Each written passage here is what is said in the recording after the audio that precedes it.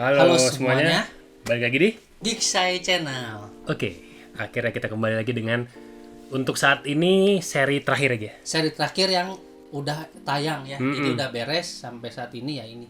Yaitu kita masih dalam seri untuk membahas Marvel MCU, tapi yang dirilis dalam bentuk serial ya. Di Disney Plus. Di Disney Plus, betul. Dan kali ini kita akan membahas tentang karyanya MCU itu yang paling akhir rilis di periode ini adalah Loki.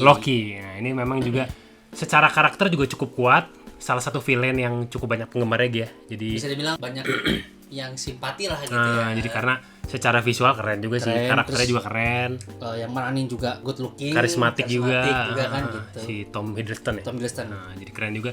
Kenapa akhirnya kita bahas? Karena secara pembicaraan di sosial media maupun di pembahasan forum-forum cukup menarik ya Gia. Sampai trending terus bisa. Trending terus ya. Trending apa? terus.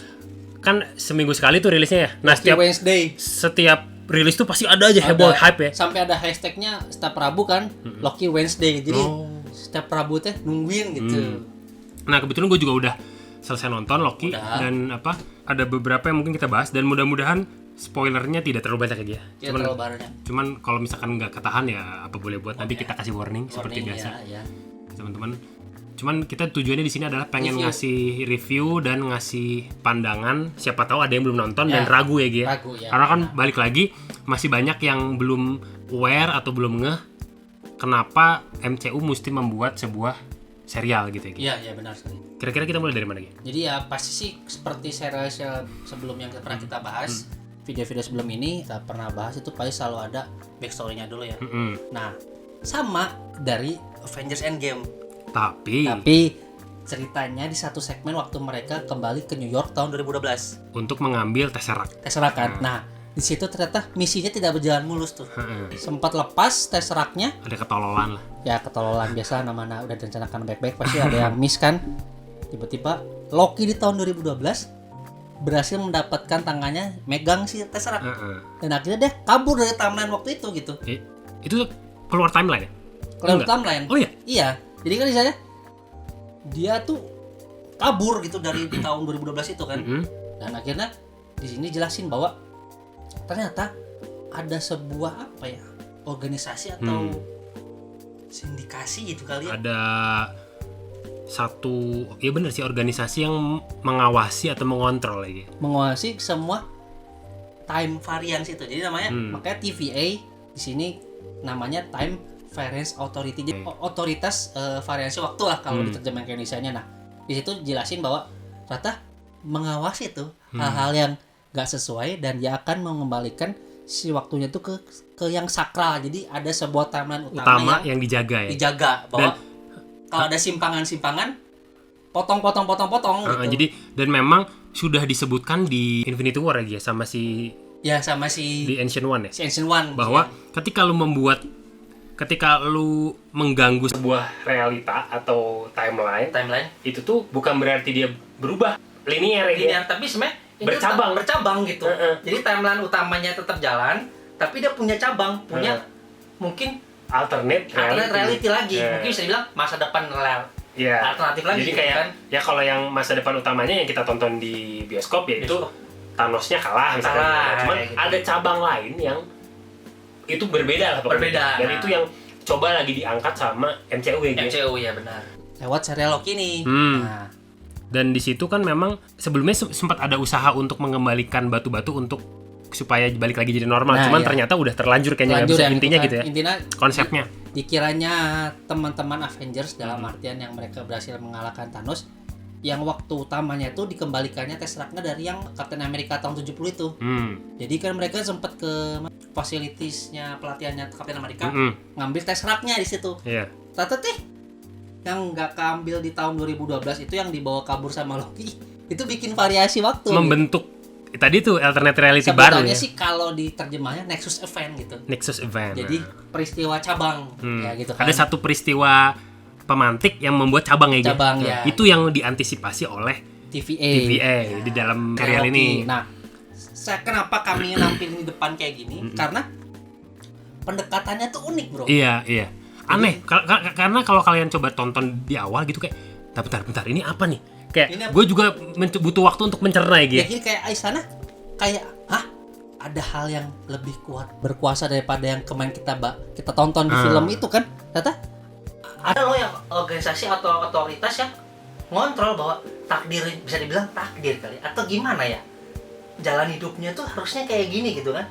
Kalau ada yang melenceng harus dipotong. Jadi kok segitunya kah ada sebuah otoritas yang punya hak secara prerogatif, mereka bisa melakukan hal seperti itu. Sedangkan dalam proses melakukan pemotongan atau pemangkasan cabang itu kan ada korban. Ada korban. Kan. Agak trippy gitu kan sebutannya. Dan agak satu pihak gitu. Satu pihak. Jadi kayak, loh, kalian bermain-main atau dalam artian bisa melakukan hak seperti itu atas dasar apa gitu. Sedangkan kami kan kalau kita nonton di film yang serial yang dari MCU tahun 2008-2019 kan sebenarnya kayak superhero kita itu dengan segenap hati, dengan segenap kekuatannya pengen melakukan yang terbaik gitu kan, tapi tiba-tiba ada sebuah otoritas variasi waktu yang kayak dengan semena-mena tanda kutip, wah nggak bener nih waktu yang ini potong, waktu yang bener hanya yang ini. Nah, atas dasar apa menentukan tuh? Dan itu sebenarnya kenapa saya sukanya di serial Loki ini, pendekatannya itu dari karakter Loki. Karena kalau kita pernah nonton ini, mohon maaf kita tampilin di sini bahwa sebelumnya ini ada di Thor itu ya, Ragnarok, bahwa sebenarnya kan hal yang tidak masuk akal adalah masuk akal kan, disebut situ juga kan. Jadi bahwa si Thor Ragnarok ini tuh menampilkan bahwa ada loh sudut pandang di galaksi tempat lain itu yang kalau menurut kamu gak masuk akal tuh bagi mereka masuk akal gitu. Dan ternyata di serial yang Loki ini kenapa pinternya si penulisnya itu masuknya lewat dari Loki, karena jadi masuk akal kalau ngejelasin dari Loki soal variasi waktu kayak gini, karena itu udah makanan sehari-harinya Loki, karena Loki kan levelnya udah god ya. Jadi kayak gitu bukan magic, bukan fantasi, ya kayak bisa aja kejadian kalau dari Loki gitu kan. Jadi pas ditampilin di situ Loki mengalami langsung kejadian kayak gitu, dia juga kaget, tapi oh mungkin aja ya. Tapi kalau misalnya kita mohon maaf pendekatannya di tampilnya lewat Wanda atau lewat Falcon sebelum ini, mereka kan bisa dibilang manusia bumi biasa ya. Mungkin otaknya meledak kali. Dan masih di ranah-ranah apa ya bumi-bumi aja bumi, gitu. Bumi nah aja, ini tiba-tiba dikasih sudut pandang yang lebih besar lagi ya. Alam semesta gitu kan, dan itu mainan waktu lagi. Jadi kayak misalnya trippy ya, tapi pusing juga ya, tapi di sana bagi seorang Loki bisa dijalani dengan biasa aja gitu. Dan Loki pun juga dijelasin ini dia bisa masuk karena bagi dia ya udah ini mah levelnya memang level godlike gitu. Walaupun dia juga awalnya bingung kan. Ini apaan sih, ini trik apa sih gitu kan, kayak gitu. Pikirannya ini sulap-sulap gitu juga. Apa trik-trik atau untuk dia dikurung atau konspirasi gitu kan. Iya, kan. Dan yang mau gue apresiasi adalah apa ya, visual dan mungkin bisa di art director, dan propertinya tuh keren. Jadi kayak klasik tapi vintage tapi relevan juga. Nah itu properti-propertinya keren banget. Dan itu dia ngambil inspirasi beratnya itu dari serial novel Douglas Adams tuh Inside Guide to Galaxy. Jadi intinya situ settingnya kalau Inside Guide to Galaxy agak absurd juga sih. Intinya cuman kayak misalnya bumi itu diledakkan karena misalnya mau dijadikan jalan tol. Jadi kayak semudah itu ada yang ngasih keputusan untuk meledakkan bumi gitu kan. Ternyata ada kantor arsiteknya di ujung galaksi yang menentukan bahwa dicap bumi bisa dihancurkan. Ada otoritas paling besar yang bisa ngasih. Sebenarnya secara umum kayak playing god ya gitu. Playing god, nah jadi, itu. Kayak menggantikan sosok seperti yang kalau kita kenal di kehidupan kita ya Tuhan lah gitu. Tuhan. Jadi di sini tuh aku senangnya dengan episode 6 episode ini kita setiap episode dibuka satu lembarannya bahwa ternyata tuh ada loh konsep ketuhanan di dunia Marvel gitu. Walaupun dengan penggambarannya. Dan jangan disambung-sambungin juga sama agama lu ya, gitu. Jadi intinya benar-benar ini pure fiksi ya. Garis bawahi pure fiksi. Cuman di sini bahwa ternyata di dunia Marvel itu konsep ketuhanannya tuh kayak gini gitu. Bahwa jadi maha tahu, maha ada, tapi sebenarnya enggak semudah yang kita percaya, kita imani bahwa pasti kayak gitu, tapi ternyata karena ada timnya gitu. Jadi di sini juga si Tuhan itu punya tim gitu. Dan ada background kenapa dia mengambil posisi itu dan akhirnya menjalankan itu. Ya memang agak absurd, ada birokrasinya. Nah, makanya aku bingung. Otoritas waktu variasi tapi masih ada birokrasi. Administrasi kayak loh, apa bedanya dengan kehidupan di bumi gitu. Nah, kayak gitu kadang kita jadi kayak ada sebutannya satir gitu ya. Jadi kayak disindir itu bahwa sebenarnya di dunia Loki pun juga, di dunia TVA juga sama loh yang berlaku bahwa diperpanjang-panjang, disusah-susah, dibelit-belitin, ternyata di level ketuhanan juga ternyata ada kayak gitu.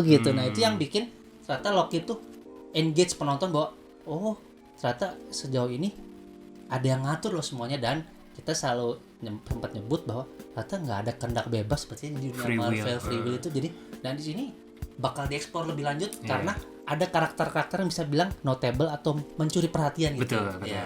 Satu kan Loki pasti atau Hiddleston itu tidak akan tergantikan. Iya. Walaupun kalau teman-teman tahu kan di Infinity War sudah die. Tapi di sini lucunya Loki bisa ngelihat sekelibat hidupnya dari awal sampai akhirnya dia mati. Jadi bayangin trippy-nya kayak gimana ya kalau kamu tuh udah tahu akhir hidup kamu. Kamu gitu melihat segala alternatif jalan hidup, tapi akhirnya tuh pasti lu mati. Itu yang paling panjang. Itu yang akhirnya kayak jadinya sebuah ironisme gitu kan. Jadi kayak mungkin agak spoiler, cuman ya cobalah dicerna.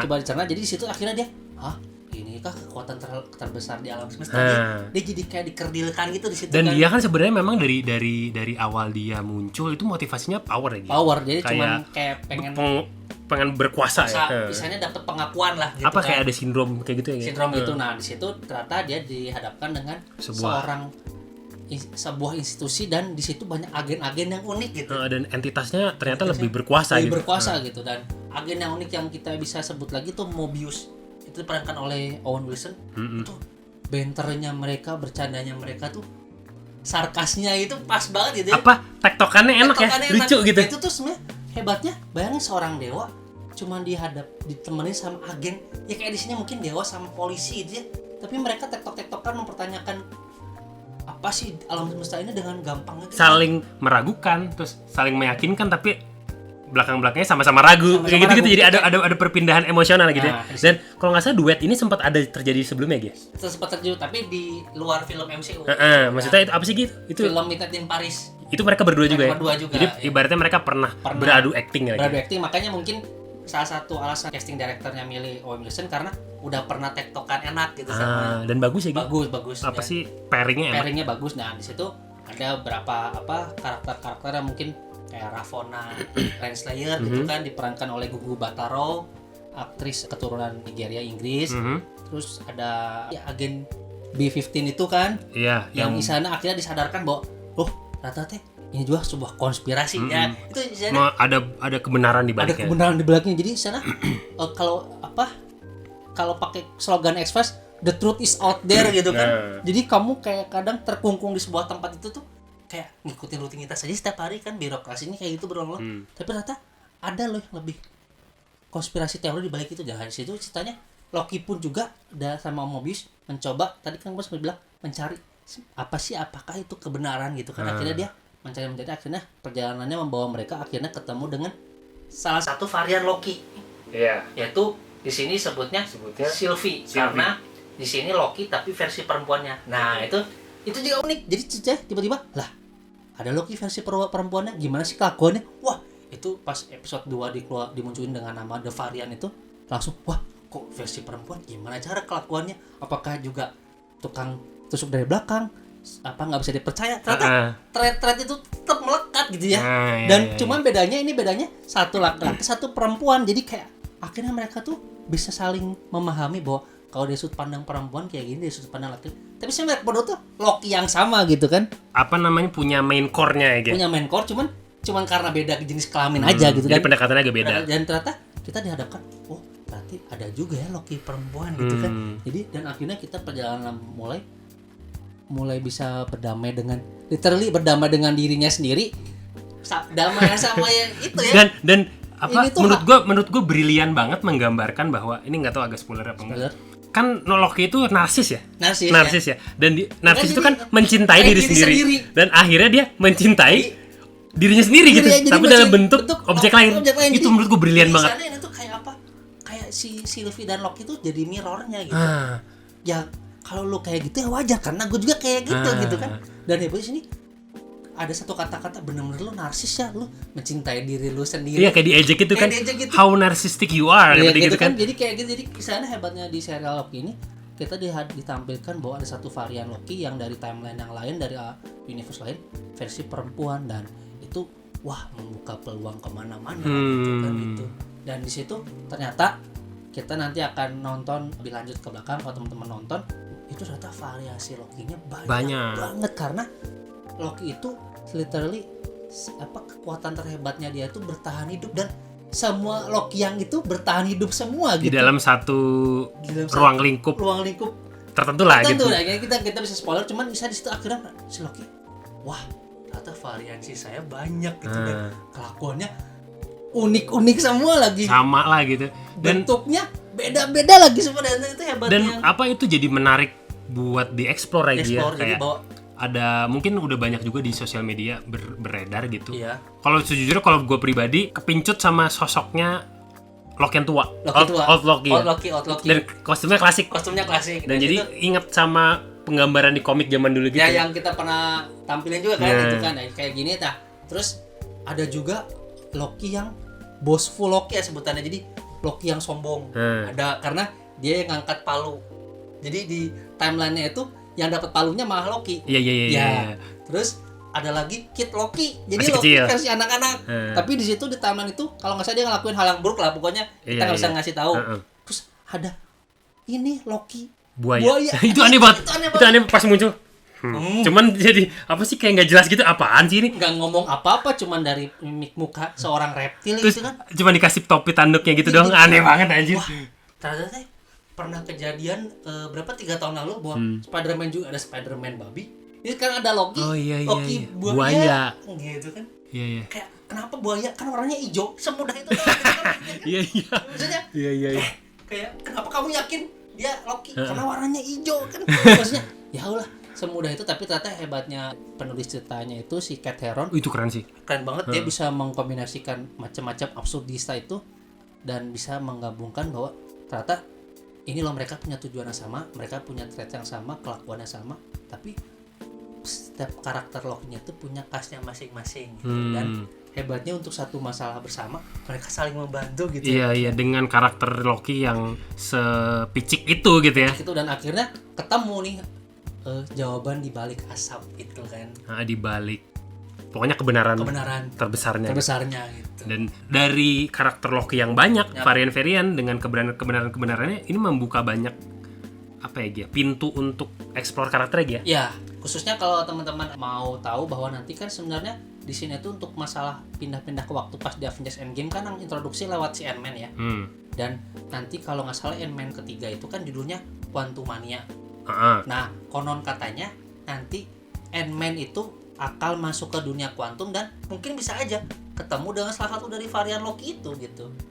Jadi emang udah disinggung-singgung di film-film sebelumnya juga soal realita alternatif itu ya. Makanya kan berkaitan juga sama Doctor Strange ya. Doctor Strange juga yang judulnya Multiverse of Madness. Jadi udah kejadian di Loki ini bikin sebuah Big Bang di sini, ledakan besar. Jadinya multi semestanya muncul gitu. Iya, jadi nanti tonton sendiri kenapa triggernya ya. Kita nggak mau ngambil kesenangan itu dari kalian. Penjelasan tentang kebenarannya apa itu kita tahan lah gitu. Coba tonton yang jelas menarik banget ya. Menarik ya. Kita khususnya kita bisa inilah banyak kelebihannya gitu dari serial ini gitu.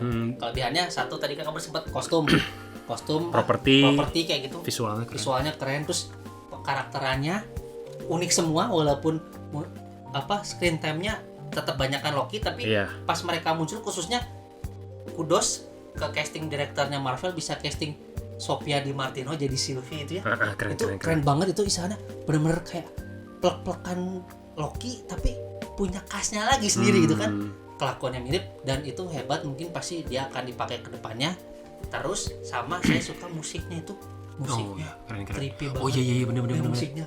Karena saya dari semua serial Marvel Disney Plus sampai sejauh ini paling edan musiknya Loki lah. Oh gitu ya. Iya. Itu kalau teman-teman nonton Thor Ragnarok ngambil spirit yang sama gitu. Cuma bedanya kalau Thor Ragnarok mah ke masalah gladiator ya atau survival di planet Sakar. Intinya kayak musik ada influence dari Stranger Things-nya segala intinya kayak musik-musiknya apa techno elektro gitu ya, synthesizer. Iya benar. Jadi itu kalau teman-teman mungkin kenapa dia bisa bilang relatable ke generasi sekarang ya, kena semua tuh ke Gen Z kan semuanya pembahasannya, stylenya sampai musiknya juga kena. Bahkan membawa elemen-elemen dari masa lalu tapi relevan zaman sekarang. Relevan, benar sekali. Keren. Dan aku sukanya agak ada main-main time travel juga ya dia kan. Karena memang banyak entitas superhero sekarang yang menyinggung time travel lagi. Tapi kebanyakan tuh yang main time travel agak-agak boring ya. Agak boring. Nah, ini tuh pendekatannya unik ya. Unik bener. Jadi background itu keren aja pokoknya. Jadi keren. Terbangun dengan kokoh gitu ya.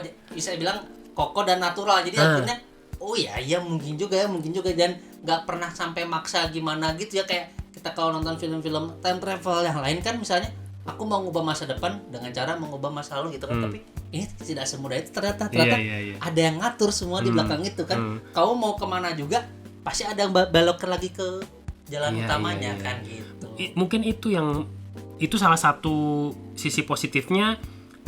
Universe-nya Marvel ini sudah terbangun dengan settle aja. Jadi akhirnya kalau teman-teman tahu episode terakhirnya itu, bayangin dari kata-kata Iron Man pertama dibikin sebuah montase ya bro. Itu salah satu opening emosional episode terakhirnya Loki. Yang semua kata-kata selama 11 tahun kita denger itu kayak dibikin montasenya itu dari recapnya gitu ya. Recapnya dari bunyi arc reaktornya Iron Man sampai teriakannya Hulk. Pokoknya di sana semuanya tuh diatur bener-bener kayak ini loh timeline yang kita tahu dari 2008 ke 2019, dan terakhirnya di Loki semuanya tuh udah ambyar semua. Jadi kayak kita dibikin perjalanan emosional meng-recap ke karakter-karakter yang kita cintai, yang kita udah berkorban dari 11 tahun yang lalu, dan akhirnya semuanya itu kayak dimulai lagi dari nol lagi dari si Loki. Bayangin porosnya gitu kan. Jadi itulah yang bisa dibilang salah satu nilai uniknya dan mungkin bisa dibilang nilai plus kelebihannya dari serial Loki ini gitu dibandingkan dua pendahulu sebelumnya. Bisa dibilang periode ini ditutup dengan cukup baik ya. Cukup baik untuk sampai semester 1 2021 ini ditutup dengan baik melalui serial Loki. Terus apa lagi? Ya paling sih kalau kita tadi udah sebut-sebut macam-macam, semuanya ini lagi-lagi seperti WandaVision dan Falcon and Winter Soldier bisa buka pintu kemana saja ini. Iya, dan membuka spekulasi ya gitu. Paling terdekat ya jelas Spider-Man No Way Home sih. Kemungkinan besar bakal ada full efeknya di Spider-Man No Way Home. Dari kejadian yang kita tonton di episode finalenya Loki. Jadi jembatannya ya gitu ya. Jembatannya di sana apapun nanti yang bakal ditampilkan di film Spider-Man No Way Home dan kedepannya yaitu yang nyebut Doctor Strange Multiverse of Madness bulan Februari tahun depan. Habis itu bulan Mei Juni tahun depan ada Thor Love and Thunder kan. Jadi sana itu semua berhubungan dari si Loki ini. Marvel Cinematic Universe berani bikin sebuah serial yang implikasinya sampai ke film bioskopnya. Ya itu tadi balik lagi, serial ini nggak cuma jadi tempelan doang ya, tapi sebagai bridge ke film bioskop selanjutnya gitu ya. Sekali. Ya moga-moga sih dari prediksi-prediksi yang setelah kita nonton, teman-teman juga nonton nanti, kurang lebih film ini membuka potensi atau bridge ke film-film selanjutnya. Ya, jadi mungkin kita belum bisa merasakan efeknya sekarang. Full efeknya sih paling mungkin perdananya di Spider-Man No Way Home. Nanti akan berlanjut, tadi kamu udah sempat sebut Doctor Strange Multiverse of Madness. Dua itulah yang paling kelihatan gitu. Dan kalau nggak salah ada hal-hal disimpan buat Thor Love and Thunder juga. Jadi bisa dibilang sampai akhir tahun ini, sampai awal tahun 2022 akan ada efeknya nih serial Loki. Dan di Loki juga ada Easter egg-nya juga gitu. Banyak. Nggak banyak banget. Sebenarnya nggak sampai banyak gimana. Nggak sebanyak Wanda lah. Nggak sebanyak Wanda, cuman di situ sebenarnya udah dibilang Agen Mobius pernah menangani tentang vampir.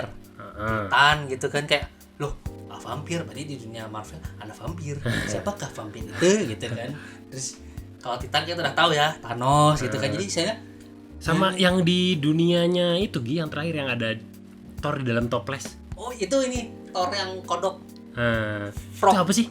Ada suatu kan, kalau kita pernah denger waktu pas Thor ngomong ke siapa sih temannya di Avengers bahwa Loki mah licik, itu orangnya pernah saya pura-pura mau nolongin dia, tiba-tiba dia berubah jadi ular terus nyerang saya tiba-tiba. Mungkin di timeline yang kejadiannya si Thor itu si Loki-nya ular tapi itunya kodok. Jadi kayak kan si Loki pernah berubah jadi ular, ternyata itu varian juga ternyata.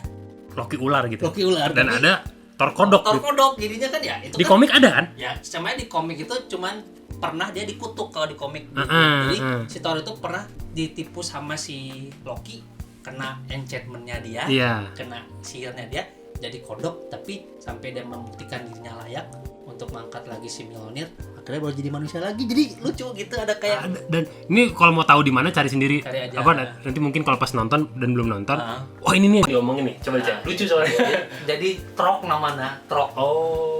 Thor Frog gitu lah kalau di sini gitu. Jadi itu tuh banyak mungkin bakal nanti dipanennya nanti sih, mungkin sekarang ditampilin dulu ya semua varian Loki itu ya.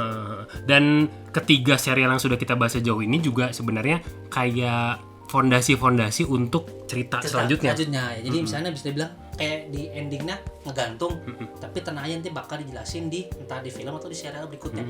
Khususnya Loki udah dikonfirmasi bahwa kan ada season 2. Jadi masalah waktu gini tenang, nggak berhenti di sini cuy. Bakal berlanjut di season 2 gitu. Iya, jadi sabar aja. Mungkin MCU ini akan berlangsung sampai kita tua gitu.